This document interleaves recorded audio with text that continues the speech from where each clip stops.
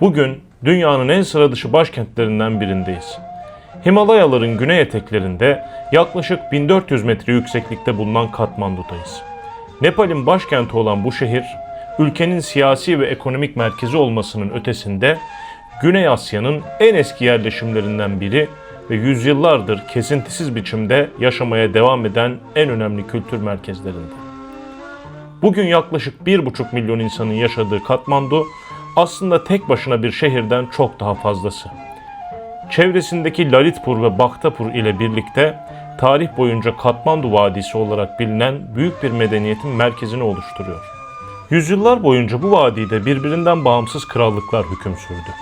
Ticaret yolları burada kesişti, sanat gelişti, tapınaklar yükseldi ve bugün hala yaşayan geleneklerin temelleri atıldı.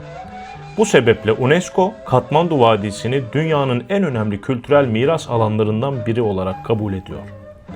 Birkaç kilometrelik alan içinde yüzlerce yıllık saraylar, manastırlar, stupalar ve tapınaklar yan yana bulunuyor.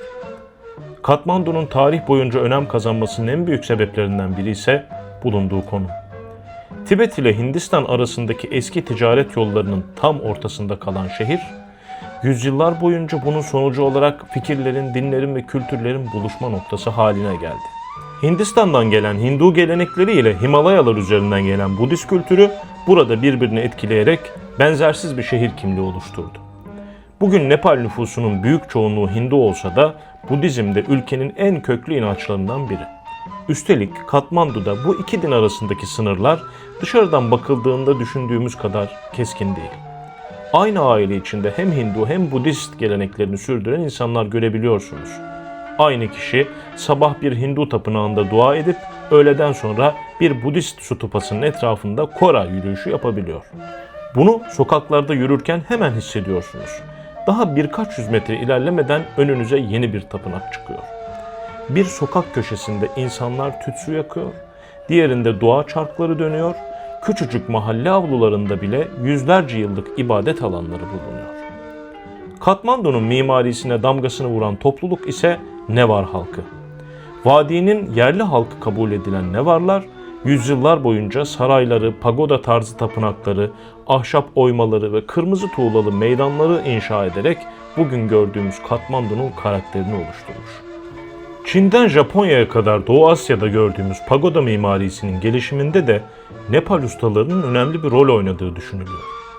Elbette Katmandu kusursuz bir şehir değil.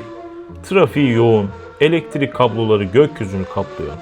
Zaman zaman düzensiz ve karmaşık görünebiliyor. Ancak tam da bu karmaşanın içinde 1000 yılı aşkın süredir yaşamaya devam eden bir kültür var. Eskiyle yeninin, gelenekle modern hayatın, kutsal da gündelik yaşamın bu kadar iç içe geçtiği şehir sayısı dünyada gerçekten çok az. İşte şimdi bu kadim şehrin kalbine doğru gidiyoruz. İlk durağımız ise yüzyıllar boyunca Nepal krallarının hüküm sürdüğü Katmandu'nun tarihi merkezi Basantapur Meydanı.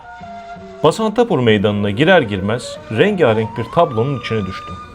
Meğer geleneksel bir seremoniye denk gelmişim. Meğer bu tören ergenliğe henüz ulaşmış genç kız çocuklarının ilk evlilik merasimiymiş. Şimdi Karişma bize olanları anlatıyor. What's this? It's called Kanyadan in Nepali. Uh-huh. I don't know what it's called in English, but it's Kanyadan. The father and mother is giving the daughter to like someone else. Okay. They do with all these girls. The one they are holding? Uh-huh. Yeah. That's husband, their first husband. First So husband. they have to like secure that thing and put it in home before getting actual marriage. So it's the first marriage. Which one? This one. Oh, okay.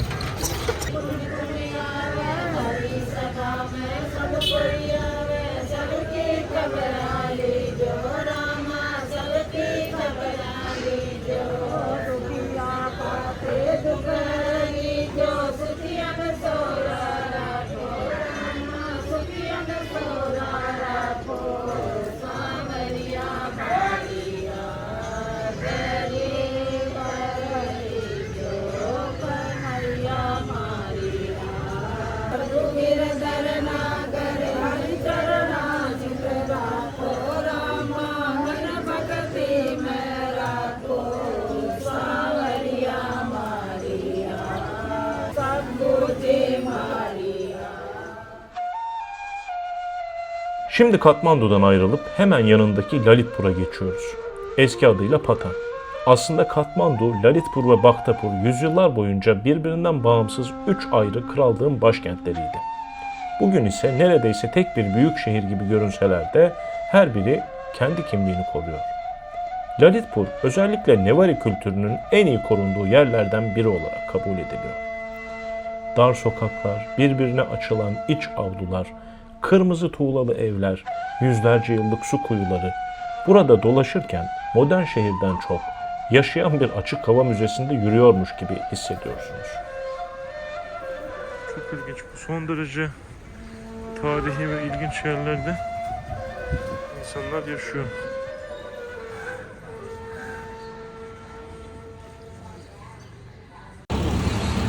Evet. Böyle bir tören, ne töreni acaba? Az sonra sormaya çalışacağım. Ve Patan meydanına gidiyorlar.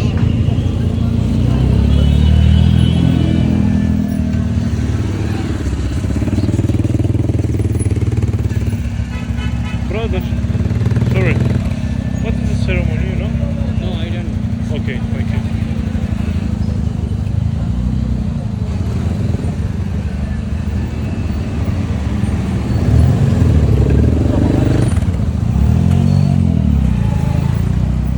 Evet, Patan Meydanı'na ilginç bir giriş oluyor benim için.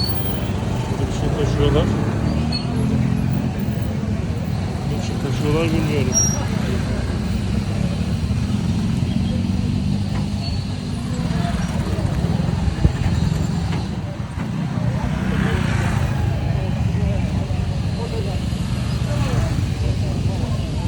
Brother, hello. What kind of ceremony?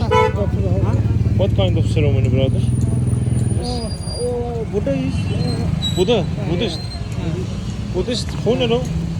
Funeral, dead person. No dead person. Buddha is taking there. Straight there. Okay. In No, no. Nepal. What's this ceremony? Your ceremony? No, it's gift. Giving gift. Living gift. Okay. For Buddha. For Buddha. Buddha is giving gift for some place Uh-huh. name Nobal. Okay. Now our program is finished. Thank you, thank you. Don't be late, don't be late. Okay, thank you.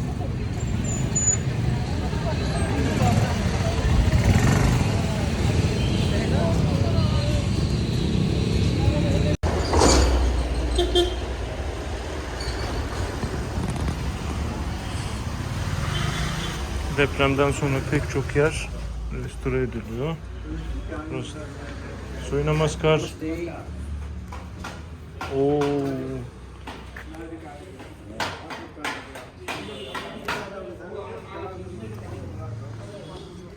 Köpekler güneşin tadını çıkarıyor.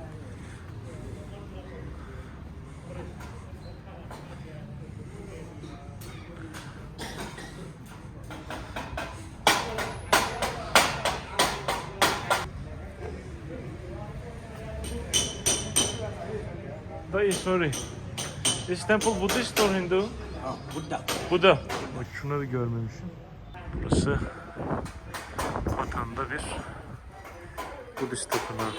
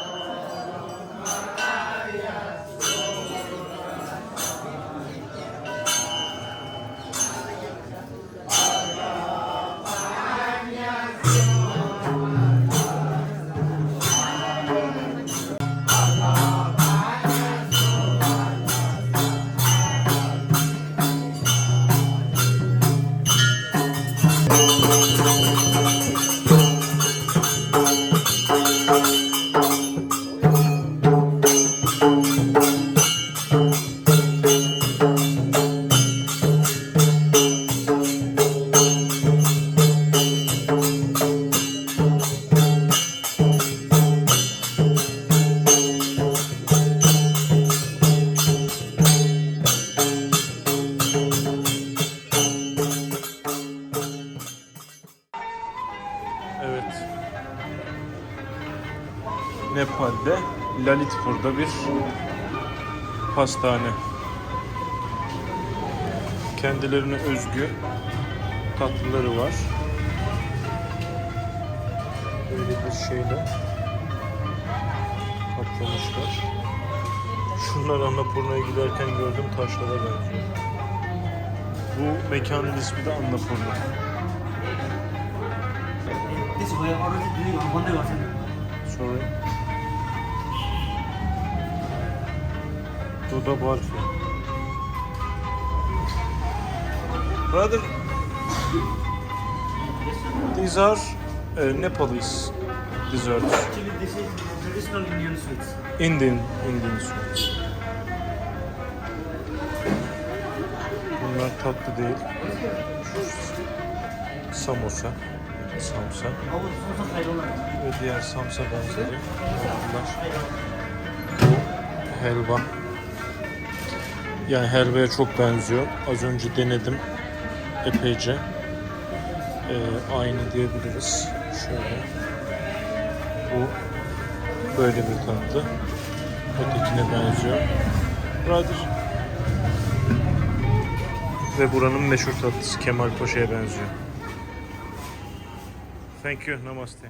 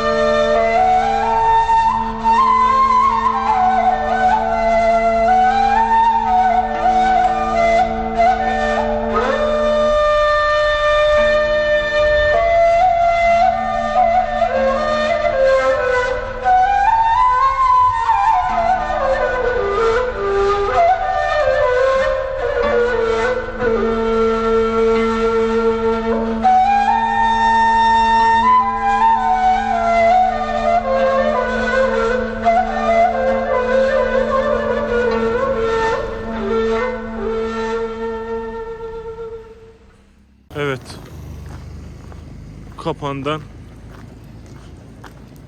Katmandu'nun dış semtlerinden biri, Kapan'dan Katmandu'ya bakış.